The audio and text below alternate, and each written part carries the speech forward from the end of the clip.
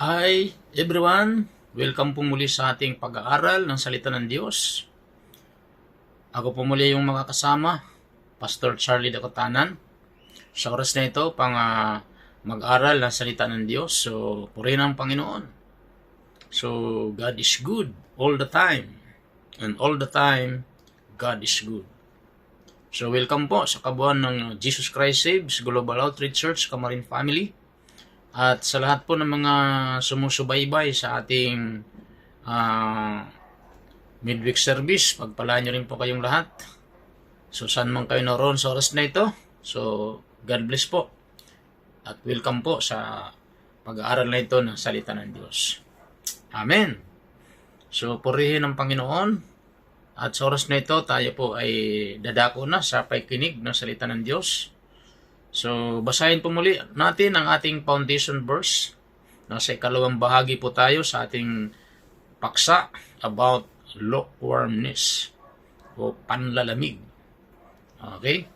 At pinag-aaralan po natin ang some common causes. So, mga ilang dahilan ng mga lukewarmness in Christians' life. Okay?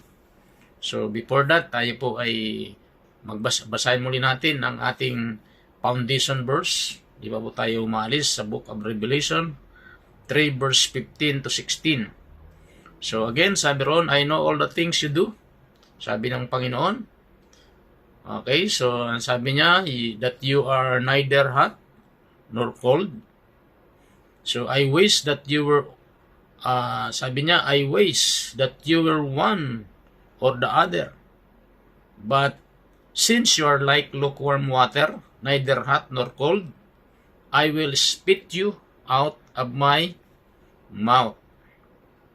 So, nalalaman ko mga ginagawa mo. So, alam kong hindi ka malamig o mainit, ni mainit. Higit na mabuti kung ikaw ay malamig o mainit. Verse 16, ngunit dahil sa ikaw ay maligamgam, hindi mainit ni malamig, isusuka kita. So, yun po yung paalaala ng Diyos. Once again, Lord, thank you sa opportunity muli na kami makapakinig ng salita. Pinupuri ka namin at pinapasalamatan sa lahat po ng kabutihan niyo sa aming buhay. Pagpalain niyo po ang aming pag-aaral na ito ng salita mula simulang hanggang sa matapos, let thy name be glorified. Tulungan niyo rin po akong patuloy kong may pahayag, Lord, ang iyong salita.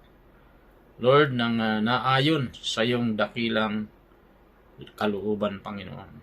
At patuloy kong maipayag yung salita without interruption, Lord. Salamat po. Pagpalaan niyo rin po lahat na nakatune in sa oras na ito. In Jesus' name, let thy name be glorified sa pag-aaral na ito ng salita. Holy Spirit, thank you. We acknowledge you. You're our great teacher, O God. In Jesus' name. Lord, we thank you. All honor, glory, power belongs to you in Jesus' name. Amen. Amen.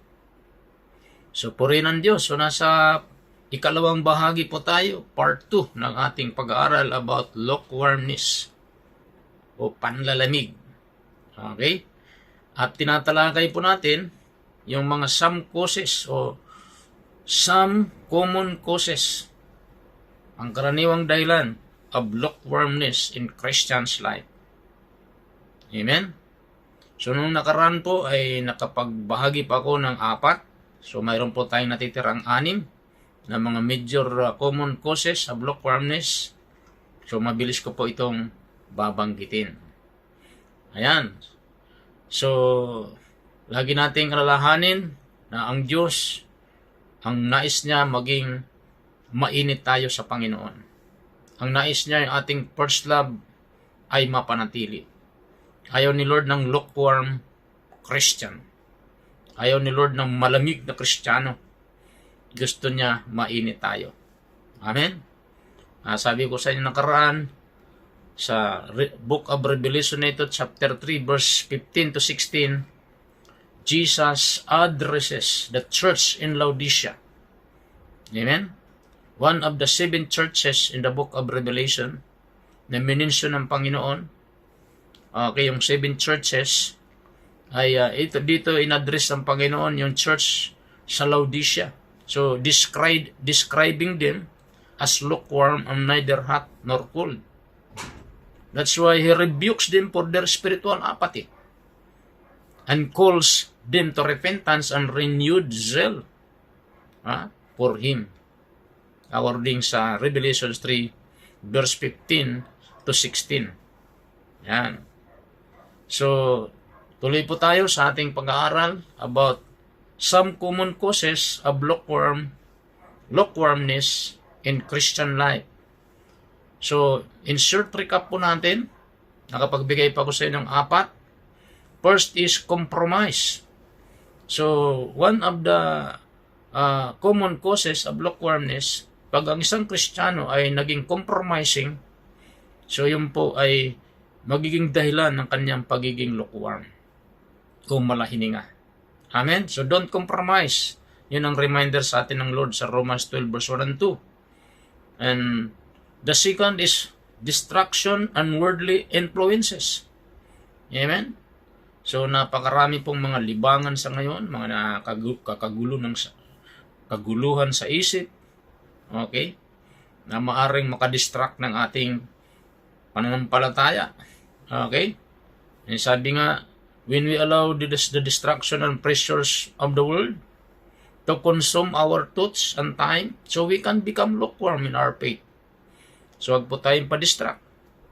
Amen? So ang reminder sa atin ng Lord, it is essential to prioritize our relationship and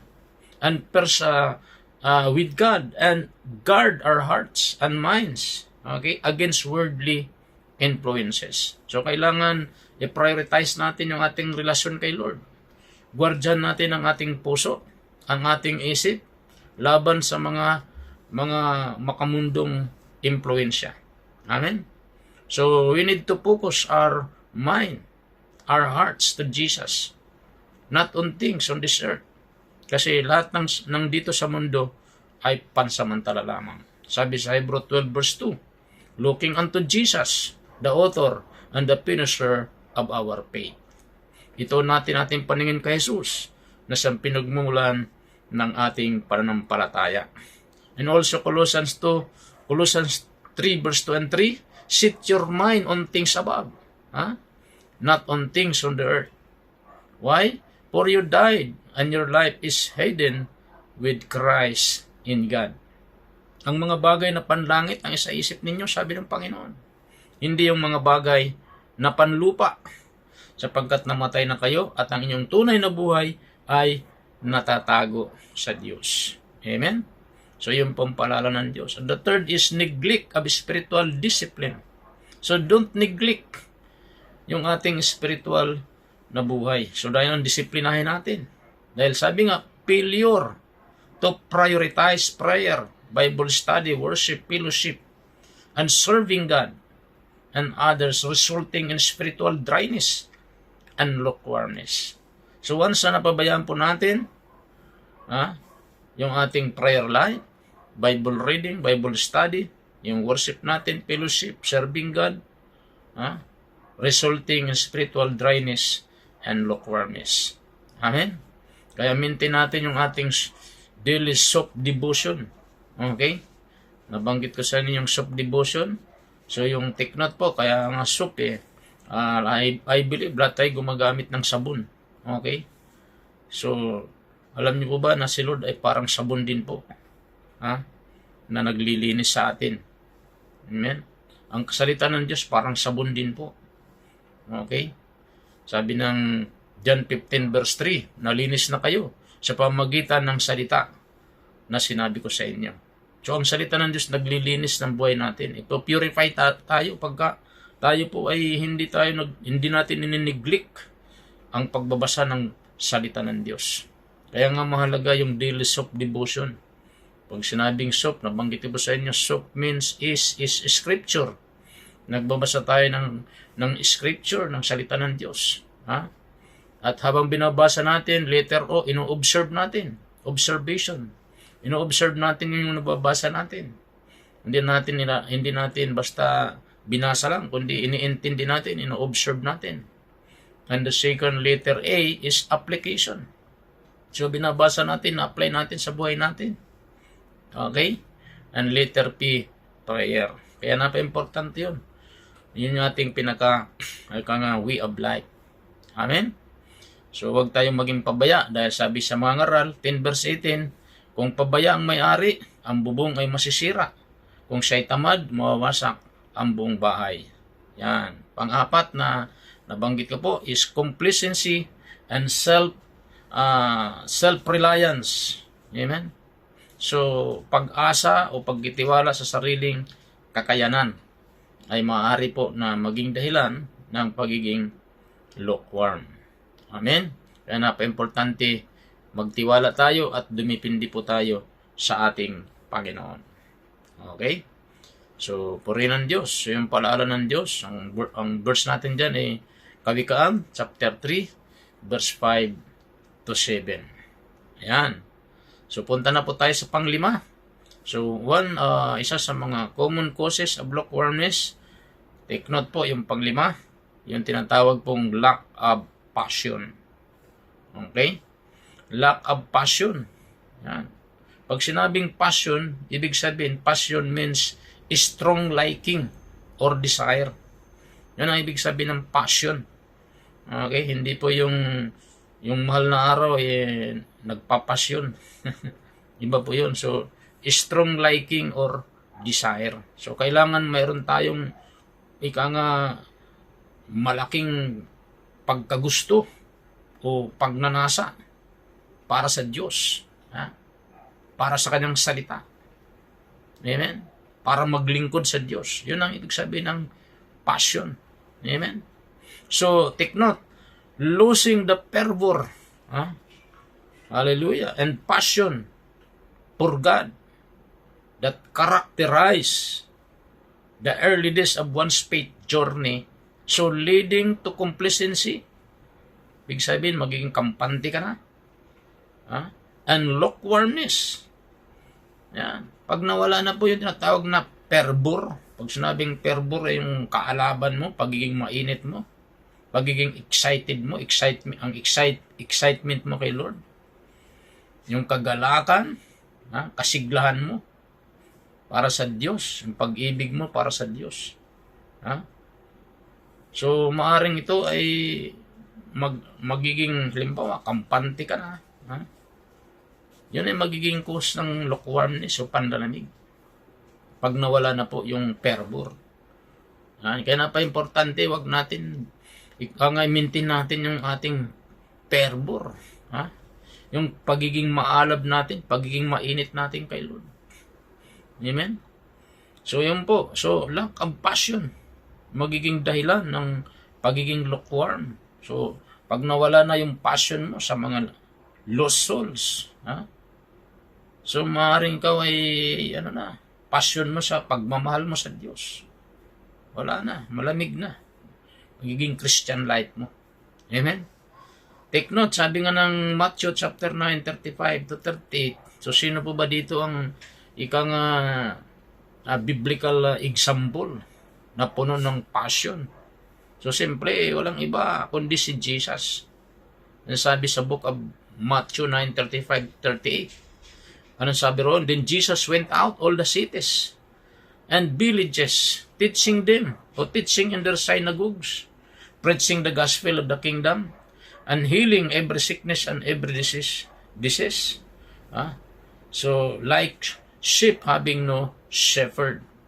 Then he said to his disciple, the harvest truly is plentiful, but the laborers are few. Therefore, pray to the Lord of the harvest to send out laborers into His harvest.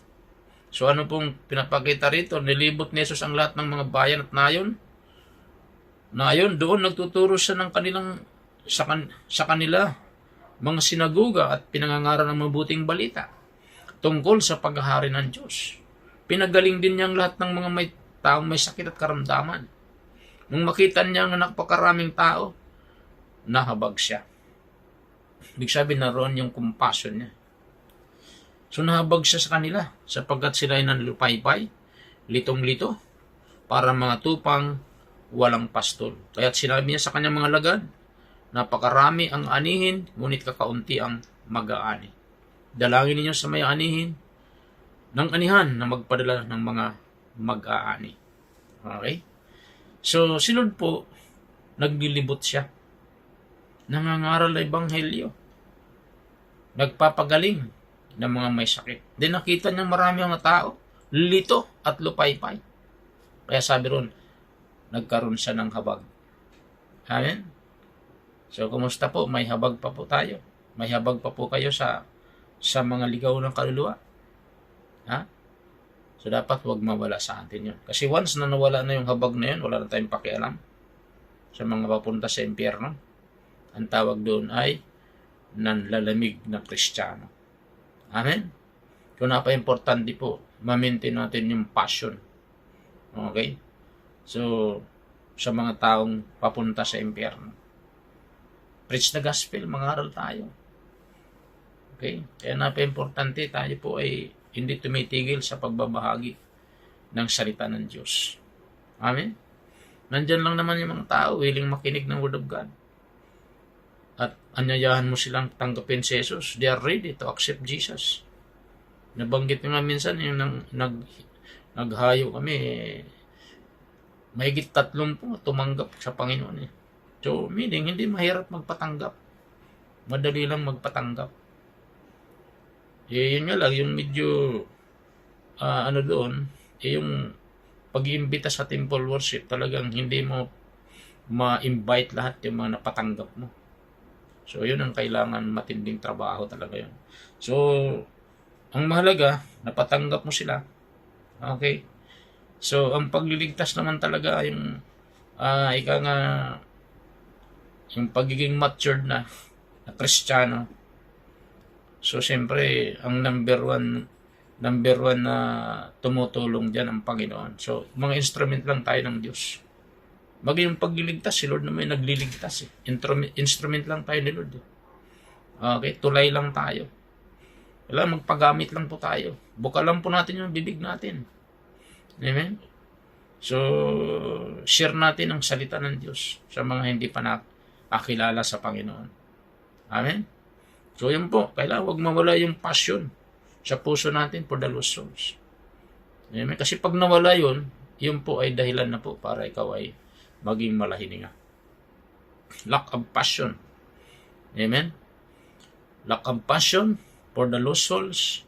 So, yan po ay magiging dahilan po ng pagiging malahininga. Passion for God. Wala ka ng passion sa Panginoon. Passion sa pag-pray. Hindi mo na gustong mag-pray. Hindi mo na gustong manalangin o magbasa ng Bible o pumunta sa mga gawain ng Panginoon. Yan po ay dahilan na po yan ng pagiging lukewarm ng isang Kristiyano. Kaya kailangan tayo ay manatili yung passion natin. Passion for God. Passion for people. Amen? Hallelujah. Okay, so number 6 na po tayo. Fear of persecution. Amen? So, fear of persecution, yan po ay magiging cause ng pagiging malahiningan natin. Kaya kailangan huwag tayong matakot. Take note, allowing fear of persecution or rejection or ridicule to hinder boldness in living out one's faith and sharing the gospel with others. So, with others. So, yan ay magiging dahilan ng pagiging lukewarm pagka tayo natatakot na. Amen? Dahil ikaw ay naging Kristiyano, tapos takot ka na na-persecute ka dahil ikaw ay Kristiyano. Nung araw, dahil may persecute sa akin. Pero hindi pa ako natatakot. So, tuloy-tuloy lang pa ako sa aking paglilingkod sa Panginoon. Dati nga, pagka dumadaan ako, yung mga kaibigan ko nung araw, ang tawag sa akin, nandun na naman si Father. Father ang tawag sa akin. Minsan, tinabihan pa ako ng amo ko dati, tawag sa akin, Father Damaso. So, hindi pa ako, hindi ko sila pinapansin. Yung mga nagpe-persecute sa akin.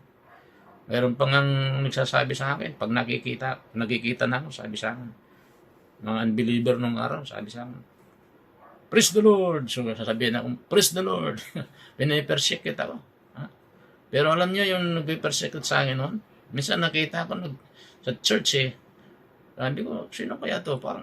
Parang familiar sa akin mukha nito. Ayun pa rin nagsasabi sa akin, praise the Lord. Na born again na rin pala siya.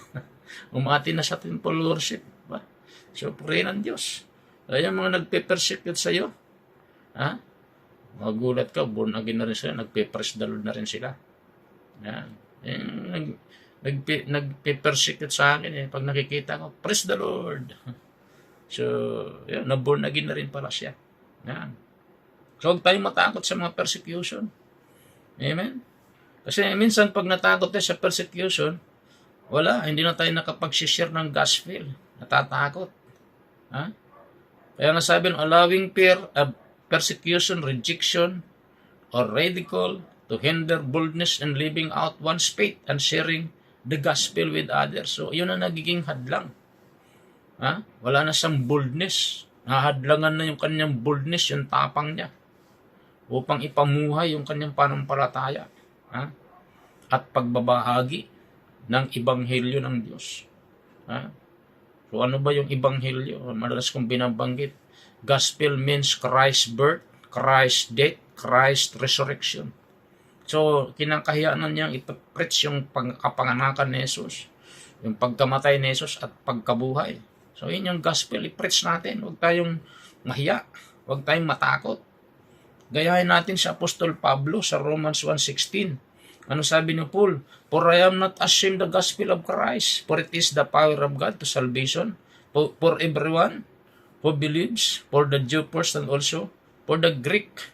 Sabi ni Paul, hindi ko kinahiyang magandang balita, sapagkat ito ang kapangyarihan ng Diyos para sa kaligtasan ng bawat sumasampalataya. Una sa mga Hudyo, gayon din sa mga Griego. So don't be ashamed, don't be afraid to preach the gospel. Share your faith. Share mo yung panampalataya mo. Paano ka binago ng Lord? How God changed you. Change your life. Amen? So, don't be afraid. Magpatutuo ka kung paano ka binago ng Diyos. Hallelujah. Ano bang buhay mo dati? Ganun lang naman kasimple yung pagpatutuo. Ano yung buhay mo dati nang wala ka pa kay Kristo? Ngayon, paano ka nakakilala kay Kristo? Sabihin mo kung paano. Ako po, paano ako nakakilala sa Kristo? Ano yung buhay ko noon? Wala pa ako kay Kristo. Ang buhay ko noon wala pa ako kay Kristo, number 1, sugarol ako. Umiinom din ako ng alak. Yan. So, nanginigarilyo po ako. Palamura ako. Ganyan yung buhay ko nung wala pa ako kay Kristo. Palaban sa magulang. Hindi ako natatakot. Kahit na maliit lang ang katawan ko, hindi ako natatakot. So, ganun po ako. Palaban. Pero nagpapasalamat ako sa Panginoon kasi through radio, pinahiram ako ng aking kasama sa trabaho na pinaka-ate ko. Hindi ko po yun makakalimutan. Ang pangalan niya ay si Ate Dayon Romero. Yun, hindi ko nakakalimutan yun. Okay? So, Teresita Romero po yun. So, Ate Teresita, pinaka-ate ko po yun sa trabaho ko nung araw. Okay? So, pinahiram niya ako ng kanyang kaset. Yan. So, yung kaset niya yun, talagang makasaysayan yun. Yun yung naging dahilan. Yun ang naging instrument para ako ay makakilala sa Panginoon. Year 1987, September 20. Yan. So, nakakilala ako kay Lord through radio. Sino pong nagsalita doon? Si Bishop Jonathan Sebastian. Buhay pa po noon si Bishop. Ngayon, nasa langit na siya. At ako po ay naging prutas ng kanyang programa ng Laging Tagumpay. Okay? So, yun po, year 1987 po yun. September 20. Tinanggap ko si Jesus through radio. Pagkatapos, hinanap ko po yung church ng Jesus Christ Saves Global Outreach. Natagpuan ko po doon po sa Heart Center noong araw. Tapos doon, nirenew po ang aking relationship kay Lord. Okay, September 20 po yun. Then September 7, tinanggap ko si Jesus through radio. September 20, nirenew ko pong pagtanggap ko ron doon sa Heart Center. Okay, nagsasalita nun si Bishop Jonathan. So, hinanap ko po yun. Sumakay po ako ng jeep. Nagtanong-tanong lang po ako. Nakarating pa ako doon. Nakita ko po yung church ng Jesus Christ Saves Global Outreach, 1987, September 20. And then, nung nagsasalita na po si Bishop Jonathan noon, buhay pa po noon, sabi niya, sinong nag-nais tumanggap kay Jesus, pumunta sa harapan. Doon mismo sa heart center, pumunta pa ako sa harapan. Nirenew ko po ang pagtanggap ko kay Jesus. September 20. Okay? So, yan po. Ngayon, pagkatapos nung ako'y na-born again, ayun, hindi ko po sukat tagalain na ako'y maging mangangaral ng salita ng Diyos. Nagkaroon po ng dramatic change ang buhay ko. Amen? Kaya yun po, mga magulang at mga kapatid, huwag po tayong mahiyang magpatotoo. Bayahin natin si Apostol Pablo. Hindi niya kinakahiya ang mabuting balita. Huwag tayong matakot sa mga persecution. Amen? 2 Timothy 1:7 sabi, for God has not given us the spirit of fear, but of power, love, and sound mind. Yan. Sapagkat ang espiritong ibinigay sa atin ng Diyos ay hindi espiritu ng kahinaang loob o pagkatakot, kundi espiritu ng kapangyarihan, pag-ibig, at pagpipigil sa sarili. So don't be afraid. Don't be ashamed. Na sa gayon, hindi tayo maging lukewarm. Amen? Okay, so Matthew 5:10-12. Ano sabi ron? Blessed are those who are persecuted for righteousness' sake, for there is the kingdom of heaven. Blessed are you when they revile and persecute you, and say all kinds of evil against you falsely for my sake. Rejoice and be exceedingly glad, for great is your reward in heaven. For so the persecuted the prophets who were before you. Amen? So, yan ang paalala ng Diyos. Huwag tayong matakot, sabi niya. Mapalad nga, sabi ni Lord, mga inuusig dahil sa kanilang pagsunod sa kalooban ng Diyos, sapagkat mapapabilang sila sa kaharian ng langit. So, pag inuusig ka dahil sa pagsunod mo kalooban ng Diyos, mapapabilang ka sa kaharian ng langit. Amen? Kaya minsan sa mga persecution, maraming mga nagbabackslide. Maraming naging malahininga. Halimbawa, sa bahay nyo, sa pamilya nyo, ikaw lang ang born again. Tapos, pinipersecute ka ng mga miyembro ng iyong pamilya. Ayaw kang payagan lumabas ng bahay at pumunta sa church. Pinipigilan ka nila. Ha? Huwag kang matakot. Pag-pray mo sila. Yung mga pumipigil sa iyo na hipuin sila ni Lord. Darating ang panahon, sila ay sasama na sa iyo. Amen? Don't be afraid. So manindigan tayo sa ating pagiging anak ng Diyos. Ang sabi nga sa verse 11, sa Matthew 5, mapalad ang mga nilalait at inuusig ng mga tao at pinaparatangan ng lahat ng uri ng kasamaan na pawang kasinungalingan ng dahil sa akin. Anong sabi ni Lord? Magsaya kayo at magalak sapagkat malaki ang inyong gantimpala sa langit. Gayon din ang ginawa ng mga tao sa mga propetang nauna sa inyo. Purihin ang Diyos. So, ibig sabihin, pag naranasan mo yung mga ganito, pinipersecute ka, inuusig ka dahil sa yung pagsunod kay Lord, ang tawag sa iyo ng Lord, mapalad. Amen? So, yun po mga kapatid, mapalad. Naranasan ko yung pag-uusig na yan, mga persecution. Hallelujah. Na-experience ko po yan sa bago-bago pa lang akong Kristiyano. Amen? Pero sa biyaya ng Diyos, na-overcome ko po yung mga persecution na yan. Hindi ko masabi, yung mga nagpe-persecute sa akin dati, na-born again na rin sila. Okay? So, mga nagsasabi sa akin ng praise the Lord. Yan, nagpe-praise the Lord na rin sila. Kaya huwag tayo matakot. Manindigan tayo sa ating pagiging Kristiyano. Okay? So, yun po, mga magulang at mga kapatid. Pag nakaranas ka ng gano'n, pinipersecute ka, tawag sa'yo na Lord, mapalad. Amen? Mapalad. Purihin ang Diyos. Okay, number 7.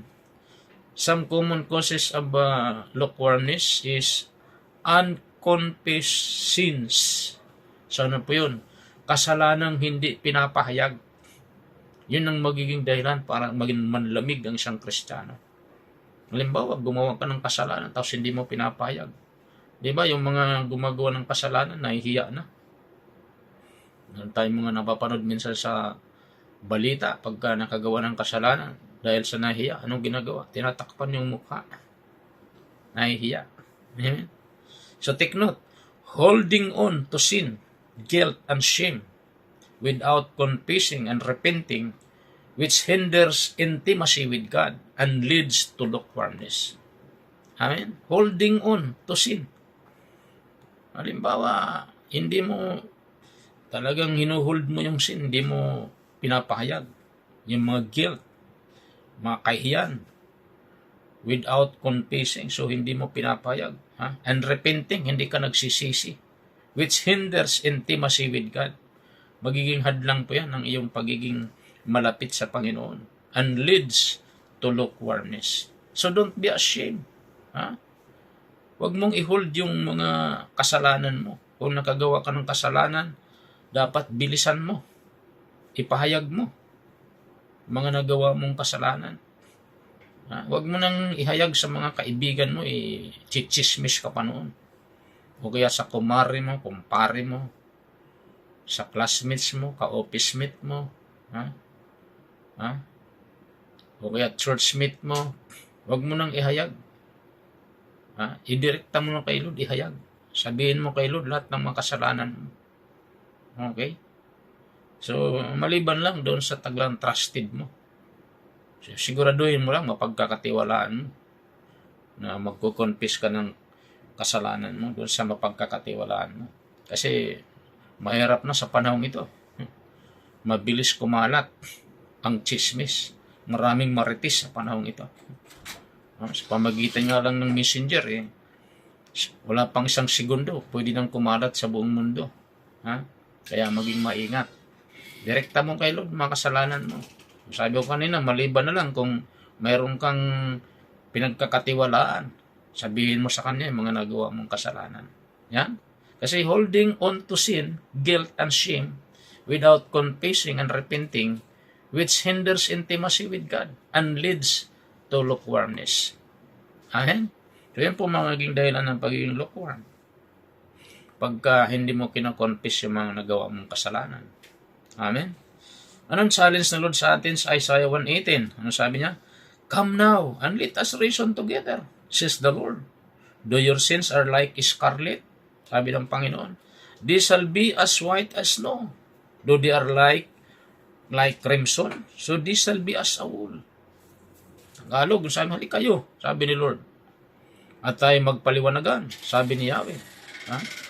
Gaano man kapula ang inyong mga kasalanan, kayo'y aking papuputiin tulad ng yelo o bulak. Diba, sabi ni Lord? Huwag na tayong magtago. Lumapit tayo kay Lord agad. Minsan gayon, hindi ka man lamig. Kasi minsan naging dahilan, maraming Kristiyanan lalamig. Okay? So, ano bang ibig sabihin ng kasalanan? Actually, kasalanan, malawak yan pag pinag-aralan natin. Okay? Ang simpleng definition po ng kasalanan, sa 1 John 3 verse 4, kung hindi ako nagkakamali. Ang sabi roon, ang kasalanan ay paglabag sa kautusan. So, ibig sabihin, once na lumabag ka sa kautusan, yun ay kasalanan. Ano ba yung kautusan ng Diyos? Malawak na po yun. So, marami po ang kautusan ng Diyos.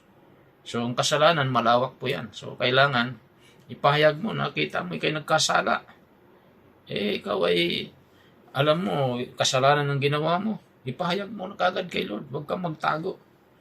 Huwag mo nang ilihim kay Lord. Kasi, wala, manlalamig ka lang. Ikaw lang mahihirapan. At pag naabutan ka ni Lord, hindi mo pinapayag yung kasalanan mo, ako, delikado, baka maiwan ka pa. Amen? Kaya now is the time na hingi mo ng tawad kay Lord yung mga kasalanan mo. Sabi nga ng book of Acts 3 verse 19, sabi niya, repent ye therefore, that your sins may be blotted out.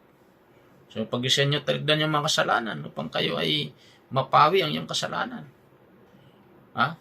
So, wag mo nang patagalin. Sabi ng 1 John 1:9, ano sabi ron? Ang way out ng kasalanan, repentance, confession. Sabi, if we confess our sins, God is faithful and just to forgive all our sins and to cleanse from all unrighteousness. So, take note, not some, but all. Amen? Lahat ng kasalanan ay patatawarin ng Diyos. Sino mang magbalik loob sa Panginoon. Mahal ng Diyos sa mga makasalanan. God loves the sinner, but God hates sin. So, mahal ng Diyos ang mga makasalanan, subalit siya'y namumuhi sa kasalanan. So, ang pagkasalanan ay kasalanan. At alam niyo ba kung anong kabera ng kasalanan? Kamatayan. Amen? Book of Romans 6:23, for the wages of sin is death. But ano yung blessing? Ano yung promise ng Lord? The gift of God is eternal life through our Lord Jesus Christ. Amen? So, huwag mo nang patagalin. Yung mga nagawa mong kasalanan, i-confess mo na kay Lord. At sa gayon, ang iyong buhay Kristiyano ay manatiling mainit. Kasi ang isang taong nabubuhay sa komuni ng kasalanan, ayaw magbalik loob kay Lord, ayaw magsisi, hindi magagamit ng Diyos, mapapahamak sa impyerno. Kasi yun ang sabi ng Bible. The wages of sin is death. Ang kabero ng kasalanan ay kamatayan. At hindi lang basta kamatayan, 3 uri po ng kamatayan ang kabero ng kasalanan. First is spiritual death. The second, physical death. At ang masaklap doon ay eternal death. Amen? Pag sinabing eternal death, walang hanggang pagkahiwalay sa presensya ng Diyos. Amen? Hallelujah. Kaya, pag alam mo na ikaw ay nakagawa ng kasalanan, sabi ko siya, ano bang kasalanan? Marami. Hebrew 10:25, kasalanan po yun pag hindi ka dumadalo sa church. Kasi sabi ron, huwag mong kaligtaan ng pagdalo. So, ibig sabihin, utos sa pagtitipon.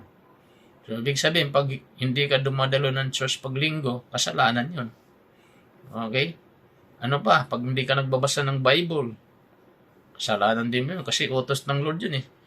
Joshua 1:8, this book of the law shall not depart out of thy mouth. Thou shalt meditate therein day and night. O, diba? Meditate therein. So, ibig sabihin, bulay-bulayin, araw-gabi. Pag-aralan, basahin. So, utos. Pag hindi mo sinunod yung utos, ano sa definition ng kasalanan? Sabi ko kanina, 1 John 3:4, ang kasalanan ay paglabag sa kautusan. So, utos ng Diyos yun eh. Nilabag mo, kasalanan yun. Pag hindi mo pinagsisihan yun, delikado. Marami ang kasalanan kung i-elaborate natin. So, kaya lang maaubos yung oras natin. Okay? So, ano pa yung kasalanan? Ikaw, Kristiyano ka na, tapos di ka nagtatights. Kasalanan yun. Kasi utos ng Diyos mula kay 3 verse 10. Di ba? Yun ay inutos ng Lord sa lahat ng mga tumanggap kay Kristo. Hindi, kasi hindi sakop doon yung unbeliever, siyempre. Kasi, kaya nga unbeliever, hindi sila naniniwala. So, utos ng Diyos yun. Okay? Malakay 3 verse 10. Kaya, kailangan sundin natin. Hallelujah. So, yun po. Mga kapatid, ano pang kasalanan? Halimbawa, born again ka.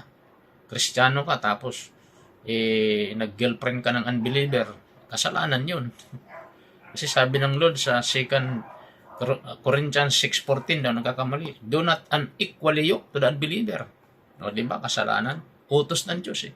Huwag kang may kapamatok sa mga hindi mananampalataya. Diba? So, kasalanan po yun. So, ano pa po yung kasalanan? Halimbawa, hindi ka pa kasal o nagsasama kayo ng hindi kasal sa isang bubong. Tapos ginagawa niyo yung gawain ng mag-asawa. Okay? So, ibig sabihin, may mga anak na kayo pero hindi pa kayo kasal. Kasalanan din po yun. Kasi, ang tawag doon ay fornication. Okay? Hallelujah. So, kailangan magpakasal ka na. Kung gusto mong makalaya. Okay? Magpakasal ka na sa lalong madaling panahon. So, yun po ang katotohanan mga kapatid. Mga utos ng Diyos yun eh. So, nakalagay naman po yun sa Galatians 5:19-21. Yung fornication, nakasama po doon. Okay? So, yun po. Kaya, papasalamat tayo kay Lord kasi si Lord nagpapaalala sa atin. At lahat ng paalala ni Lord sa atin para sa kabutihan natin. Para mapaganda buhay natin. At huwag tayong maging malamig o malahininga. Kasi sabi ng Lord, kung malahininga ka, isusuka kita. Kaya delikado. Babala si Lord ng malamig, isusukan niya. Okay? So, yun po, mga kapatid. So, unconfessed sin. So, number 8 na po tayo. Mabilis na lang po tayo. Isa po sa mga dahilan pa po ng lukewarmness ay pride and haughtiness. Okay? Take note, allowing pride, self-righteousness, or spiritual arrogance to creep in, leading to a false sense of security and diminishing one's reliance on God's grace. Amen? So, allowing pride, self-righteousness, or spiritual arrogance. Amen? So, ito po ay dahilan ng panlalamig. Amen? Ayaw ni Lord ng ma-pride, kaya wag nating allow yung kayabangan sa buhay natin. Self-righteousness or spiritual arrogance. Ha? So, sabi ng book of Proverbs 16 verse 18, pride goes before destruction, and a haughty spirit before a fall. Amen? So, ang kapalaluwa ay humahantong sa pagkawasak, at ang pagmamataas na isipan ay ibabagsak. Kaya, bawal po ang pagiging mayabang kay Lord. Binabagsak ng Diyos. Ha? Hallelujah. Ilalagpak ng Panginoon. Amen? So, yun po magiging cause ng pagiging malahininga. Pagiging malamig na Kristiyano. Amen? So, alam nyo kung bakit binagsak si Lucifer? Dati, ganda pangalan niya, Lucifer. Ano ba ibig sabihin ng Lucifer? Morning star. Kasi ang bright po ay si Jesus. Bright morning star po si Jesus. So, Lucifer, morning star. Pero dahil sa naging mayabang, tinawag siyang Satan. Anong ibig sabihin ng Satan? Enemy of God. Amen? Kaya hindi po pinahintulutan ni Lord ang mayabang sa langit. Kaya ginawa niya, tinapon niya dito sa lupa si Lucifer na tinawag na Satanas, 10 ng kanyang mga kampon. Okay? At dahil nga doon, ayan, dumami na rin ang mayabang dito sa mundo. Ayan, dumadami ang mayabang kasi nandyan si Satanas, naghasik ng kayabangan. Kaya napaka-importante tayo ay maging mainit kay Lord para mawala yung mga kayabangan. Pag nanlalamig na po kasi yung mayabang ng tao, pag lumalamig na ang Christian life ng tao, at pag wala si Kristo sa buhay ng tao, nagiging mayabang ang isang tao. Nawawala lang po yung kayabangan pag si Kristo nakaluklok sa puso natin. Pag si Lord ang naghahari sa buhay natin, sa buhay ng tao. Kaya ayaw ni Lord ng mayabang, siya po ay namumuhi. Kaya nga malinaw, sabi niya, ang kapalaluay, humahantong sa pagkawasak. At ang pagmamataas na isipan ay ibabagsak. Amen? Ayan, madalas kong binabanggit, dapat hindi tayo mayabang. Pag nakapag-aral ka na ng mataas na paaralan, maganda na ang kalagayan mo, dapat maganda ang tingin mo sa tao. Hindi yung pagka na nakapagtapos ka na ng matataas na ay pinag-aralan, ay niyuyurakan ng buhay ng tao. Yung mga walang pinag-aaralan, pinagtatawanan na, nahamak na, yung mga maling magsalita, maling grammar, hindi marunong mag-English, ay niyuyurakan na kasi magaling na siya mag-English. Dapat maging manatiling humble. Kaya nga sabi ng Bible, idamit ang damit ng pakumbabaan. Amen. So magpasalamat ka. Ikaw ay nakapagtapos ng pag-aaral. So huwag mong yuyurakan yung mga walang pinag-aralan. Amen. So ayaw ni Lord ng mayabang, binabagsak ng Diyos ang mga mayayabang. Amen. At yun po dahilan, kaya nagiging lukewarm ang isang Kristiyano, na Kristiyano pag yumayabang na siya. Amen. Sikapin natin si Hesus Kristo laging lumuklok sa puso natin para manatili ang pagiging makapagpakumbaba natin. Amen.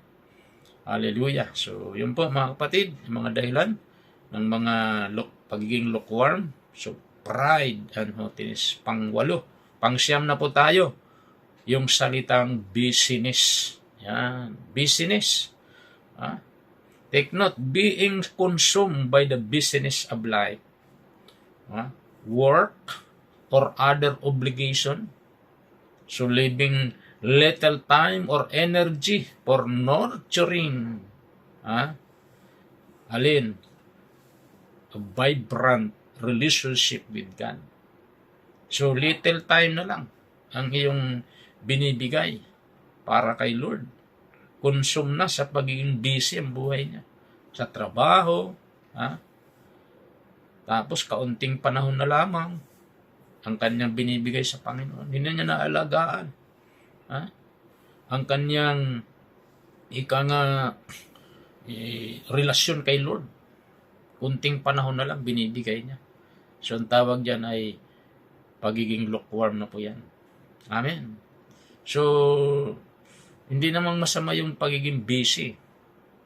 Pero, dapat sa positive aspect. Anong positive aspect? Halimbawa, busy ka sa pagpipray. Abay, tuwang-tuwa si Lord. Ha? Busy ka sa pagbabasa ng Bible. Yan ang the best. Na busy. Busy ka sa pagdalo sa temple worship. Busy ka sa pag-tune in sa Sundays, sa midweek service. Ha? The best na pagiging busy yan. Busy ka sa paglilingkod sa Diyos. Ha? Busy ka sa pagpipreach ng gospel. Busy ka sa pagkikare group. Ha? Busy ka sa pag-attend sa mga seminars, trainings. Ha? Sa paghayo. Pagpapaluap. Ha? Busy ka sa mga bagay patungkol sa Panginoon. The best. That's positive na pagiging busy. Ha? Pero yung pagiging busy sa mga makamundo, maaaring maghatid sa iyo sa pagiging malamig na Kristiyano. Ano yun? Busy ka sa paglalaro ng cellphone. Ha? Busy ka sa panunood ng telenovela. Maghapon na lang. Negatibo na po yan. Wala ka ng panahon mag-pray. Ha? Ano pa? Busy ka sa pamamasyal. Hindi ka na umatin ng mga gawain ni Lord. Mga Sunday service, midweek service. Busy ka sa trabaho. Wala ka ng panahon kay Lord. Monday to Friday, Monday to Sunday, puro ka na lang trabaho. Yun yung mga negatibong busy. Busy ka sa negosyo mo. Ha? Wala ka ng panahon kay Lord. And then busy ka na lang sa kabibilang ng milyon na pera mo. Wala ka ng panahon mag-pray. Hindi ka na kumakain kasi puro ka na lang bilang ng bilang, sako-sako. Sa dami ng pera mo. Lahat yan, mawawala lang yan . Kabisihan dito sa lupa. Ha? Kaya yung mga pagiging busy sa mga makamundo, yun yung maaaring maging dahilan ng panlalamig mo bilang Kristiyano. Paano pag biglang dumating si Lord, malamig ka? O lahat ng binilang mo na sako-sakong pera, maiiwan lang yan. Ha? Hindi mo yan madadala sa rapture.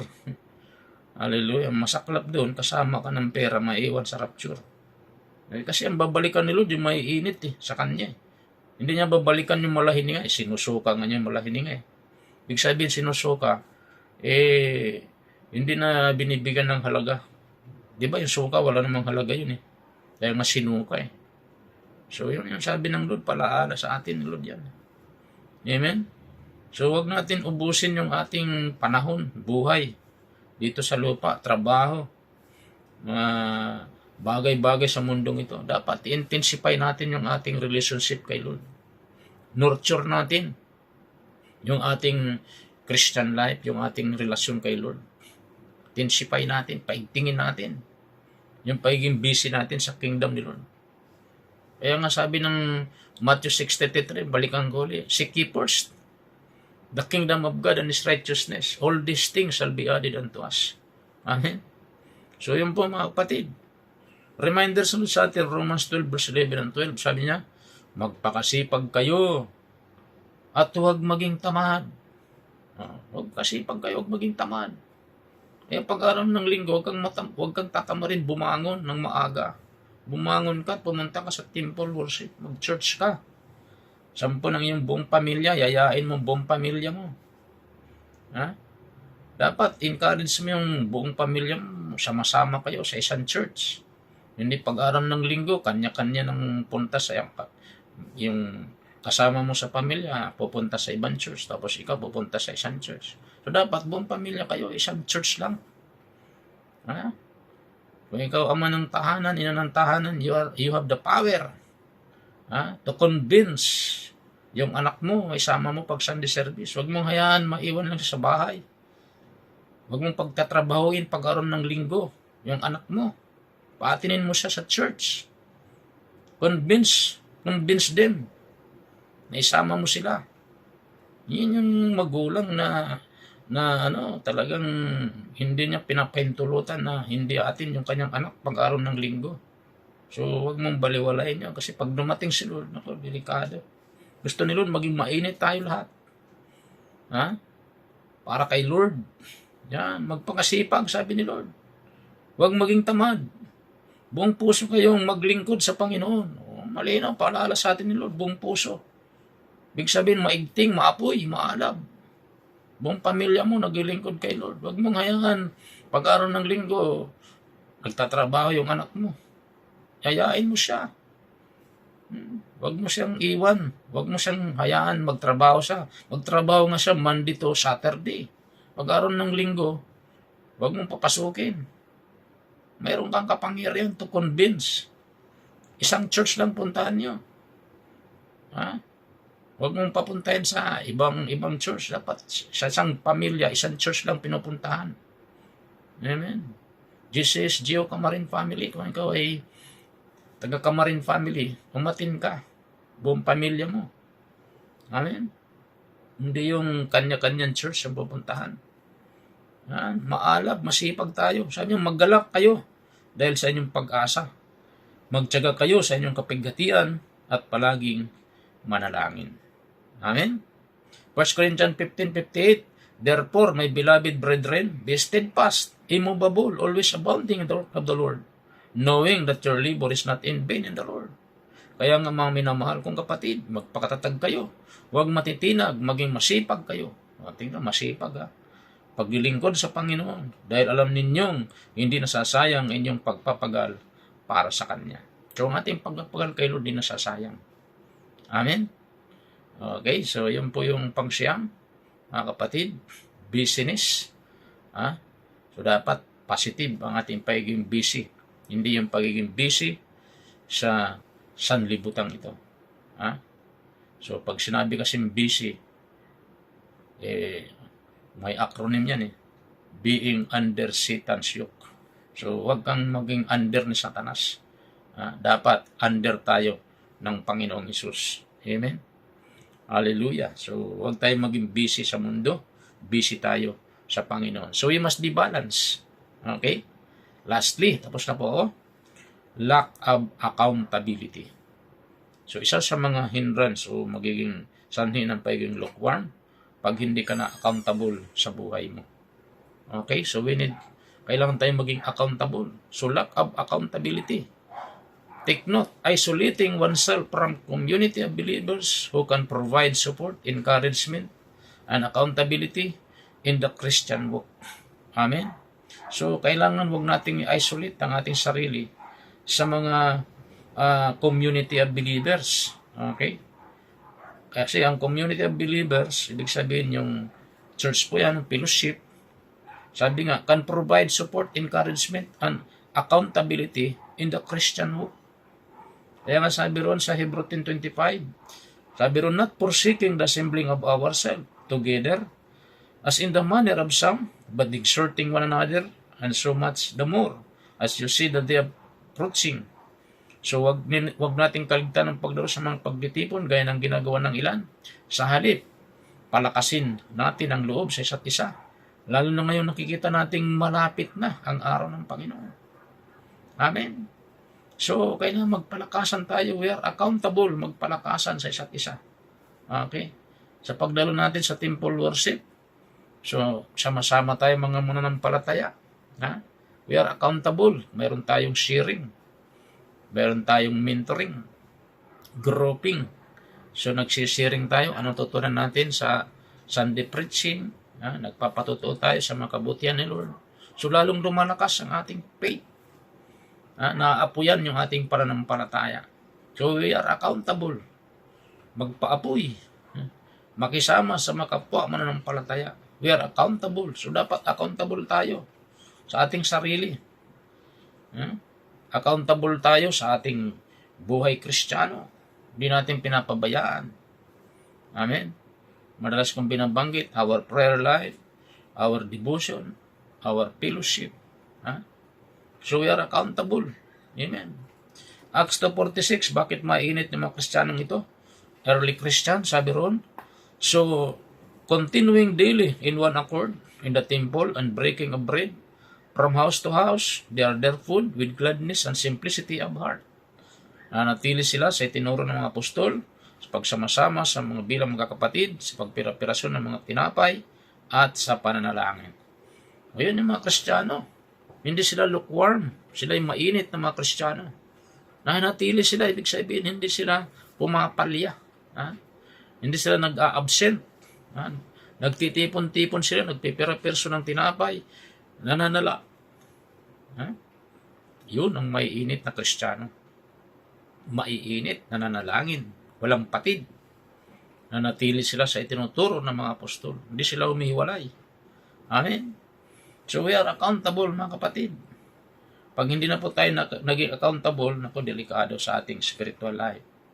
Magiging lukewarm na po. Amen?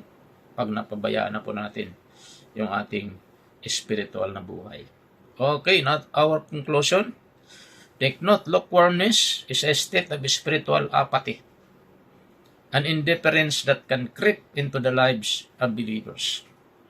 So take note the word spiritual apathy.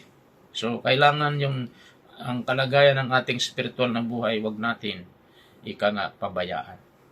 Amen? Para hindi tayo maging lukewarm. Take note, it is dangerous condition that can hinder our relationship with God and our effectiveness in serving Him. Pag nagkaroon na po tayo ng natawag na spiritual apathy, nako, delikado na rin po yan. Dangerous. Dangerous na pong condition po yan at magiging hadlang na po yan sa iyong relasyon sa Panginoon at pagiging epektibo mo sa paglilingkod sa Panginoon. Amen? Okay, so take note again sa ating conclusion, lukewarmness can also arise from neglecting spiritual disciplines such as prayer, reading the Bible, and fellowship with other believers. Kaya kailangan wag nating pabayaan kasi magiging lukewarm na po pag napabayaan natin yung ating spiritual discipline. Prayer, reading the Bible, and fellowship with other believers. Yun na po yung church fellowship. Okay? So, napaka-importante po itong ating pinag-aralan. Okay, so sa ating final conclusion, take note, by staying rooted in God's Word, nurturing our relationship with Jesus, with Him, through prayer and spiritual discipline, and humbly depending on His strength ni Lord, so we can guard against spiritual apathy and remain fervent in our love for God. Amen? So by staying rooted, manatili tayong nag-uugat sa salita ng Diyos, nurturing our relationship with Him. Nurturing, meaning inaalagaan natin ating relasyon sa Panginoon through pamagitan ng panalangin, spiritual discipline, disiplinado ang ating spiritual na buhay, accountable tayo sa ating spiritual life, humbly depending on His strength. Mapagpakumbaba tayong nakadepende lamang sa lakas ng Panginoon. So we can guard, magagwardyan natin, mababantayan natin against spiritual apathy. Laban sa paging spiritual na kapabayaan o walang pakialam, and remain fervent. Okay, manatiling fervent, maalab ang ating pag-ibig sa Diyos. Our love for God. Amen? So, purihin ng Diyos. So, alalahanin ulit natin yung ating foundation verse na remind tayo ng Lord. Sabi ng Diyos, nalalaman ko ang mga ginagawa mo. Sabi niya, alam kong hindi ka malamig ni mainit. Higit na mabuti kung ikaw ay malamig o mainit. Ngunit, dahil sa ikaw ay maligamgam, hindi mainit, ni malamig, isusuka kita. Amen? Kaya ayaw ng Lord na isuka ka. Isuka tayo. Gusto ng Lord, manatili tayo sa Kanyang mainit. Ayaw niya maging malahininga ka. Gusto niya maging mainit tayo para sa Kanya. Amen? Lalahanin lang natin lahat ng bagay sa lupa. Temporary lang.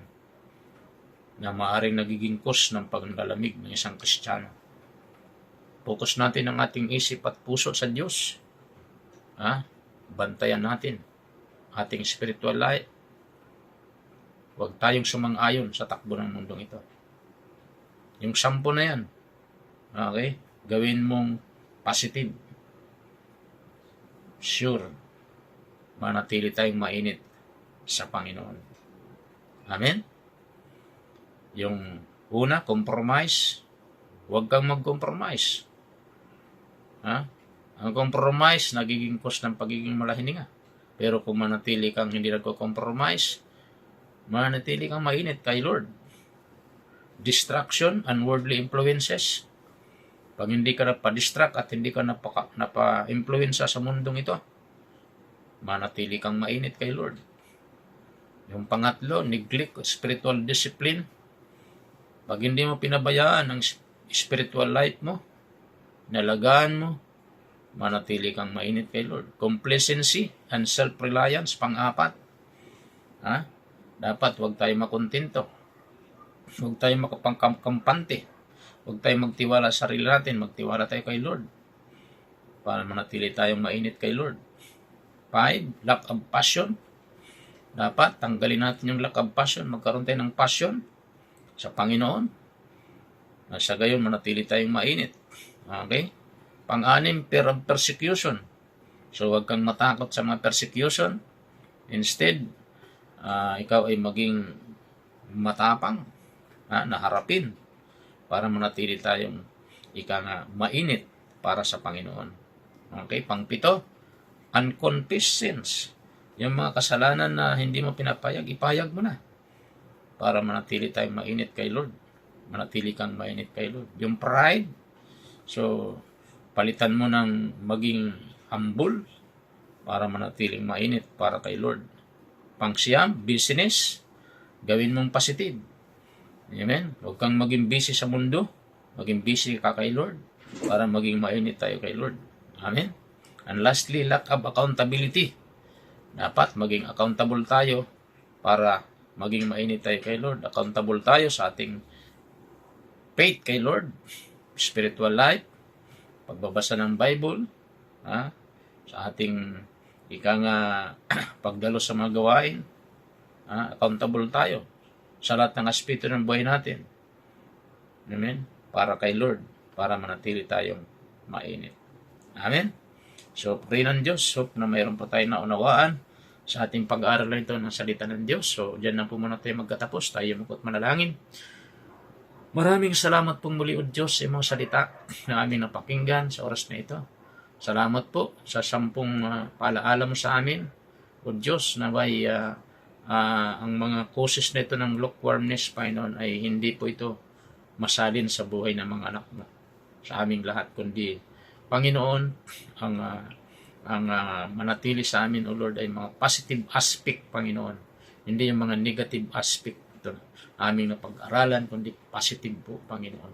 Lord, lalo na po, Panginoon, ang gawin namin positive, ang pagiging busy, maging busy kami sa kaharian mo, Panginoon. Busy kami sa paglilingkod sa iyo, Diyos. Salamat po sa mga reminders mong ito. Pagpalain niyo lahat naman ng kinig niyo salita sa oras na ito. Taas lamang po natin ating dalawang kamay, sundan natin magsing panalangin ito. Sabihin natin, Panginoong Diyos na makapangyarihan sa lahat, lumalapit ako sa iyo.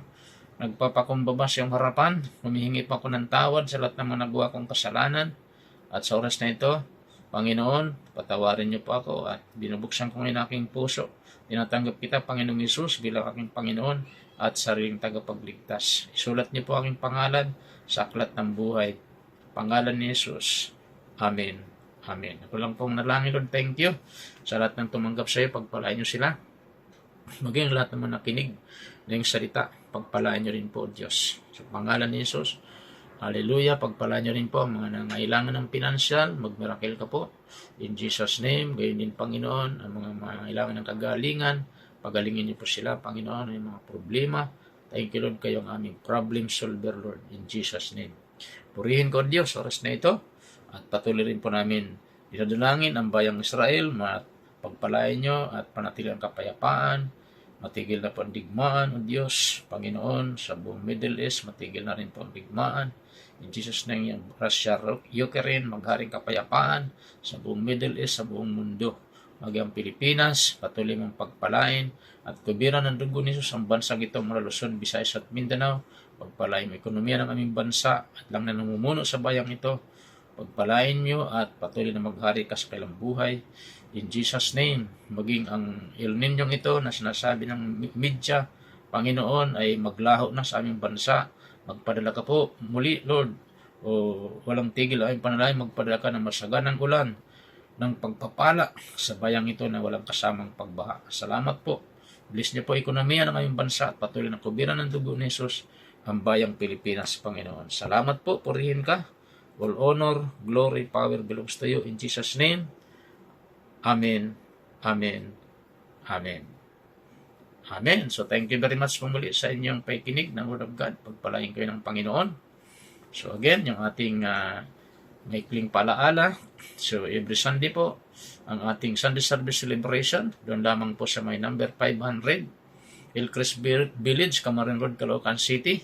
So ay iniimbita ko po kayong lahat every Sunday 9 o'clock in the morning. Ating FB Live tuloy-tuloy po every Thursday 6:30 PM sa Jesus Gio Camarines Family FB page. Okay? So God bless everyone. Bye-bye.